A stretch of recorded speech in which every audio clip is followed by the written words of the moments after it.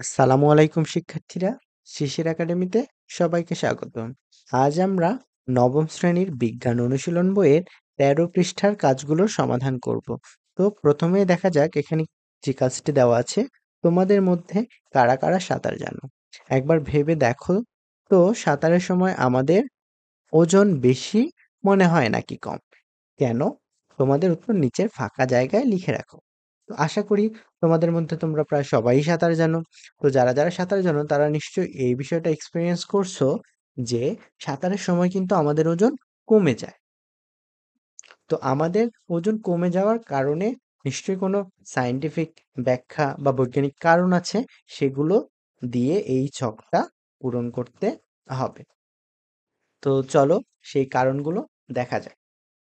দেখো, আহ সাঁতারের সময় আমাদের ওজন কম মনে হয় কারণ আর্কিমিডিসের সূত্র অনুসারে সাঁতারের সময় আমাদের শরীরের নিমজ্জিত ওজনের সমান ওজন আমাদের থেকে কমে যায়। অর্থাৎ নিমজ্জিত ওজনের সমান ওজন আমাদের থেকে কমে যাওয়ার ফলে আমাদের ওজন কিন্তু তুলনামূলক হালকা মনে হয়। আর এই আর্কিমিডিসের এসব সূত্র অনুসারেই কিন্তু বড় বড় স্টিমার, জাহাজ, নৌকা ইত্যাদি বানানো হয়েছে। আশা করি তোমরা এই প্রশ্নটার উত্তর বুঝতে পারছো। তো পরে নিচে আরেকটা অঙ্ক দেওয়া ছিল, একটা অঙ্ক, সে অঙ্কটা চলো পড়া যাক। মানবদেহের গড় ঘনত্ব 985 কেজি পার মিটার কিউব, বিশুদ্ধ পানির ঘনত্ব 1000 কেজি পার মিটার কিউব এবং ডেড সি এর পানির ঘনত্ব 1240 কেজি পার মিটার কিউব।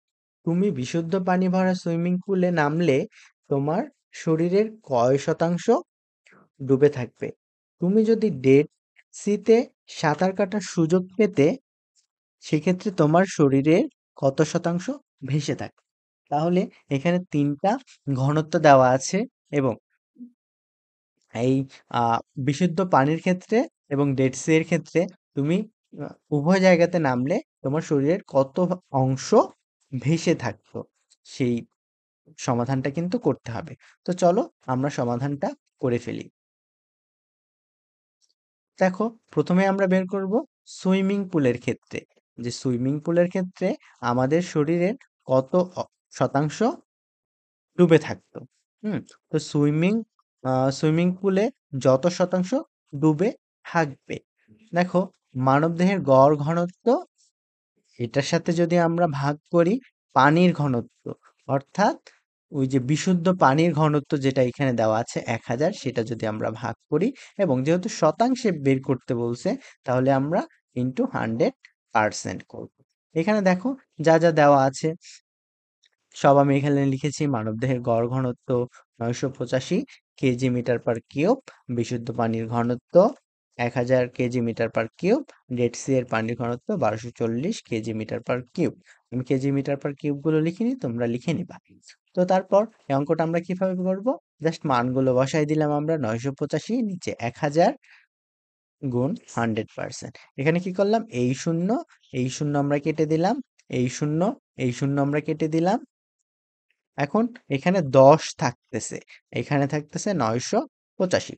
তো এখানে এই একটা শূন্যর জন্য আমরা দশমিকটাকে এক ঘর সামনে এনে 5-এর আগে বসিয়ে দিলাম। ফলে 98.5% হলো। অর্থাৎ সুইমিং পুলে আমাদের 98.5% অংশ, শরীরের অংশ ডুবে থাকবে। তারপরে আমাদেরকে কিন্তু বের করতে হবে ডেড সিতে কত শতাংশ ডুবে থাকবে।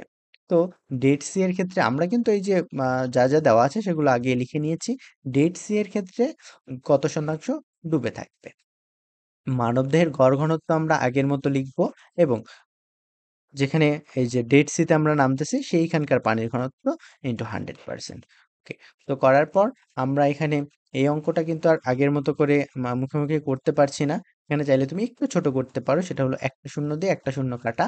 তারপর ক্যালকুলেশনটা চাইলে ক্যালকুলেটর করতে পারো, করার পর তোমরা দেখবে উত্তরটা এরকম আসছে 79.44। তাহলে ডেড সিতে আমাদের 79.44 ডুবে থাকবে। আচ্ছা, এখন যদি তোমাকে প্রশ্ন করা হয় যে কোথায় তোমার সাঁতার কাটা সহজ হবে, ডেড সিতে নাকি সুইমিং পুলে, তোমরা কি উত্তর দিবা? এটা কমেন্টে আমাকে জানান।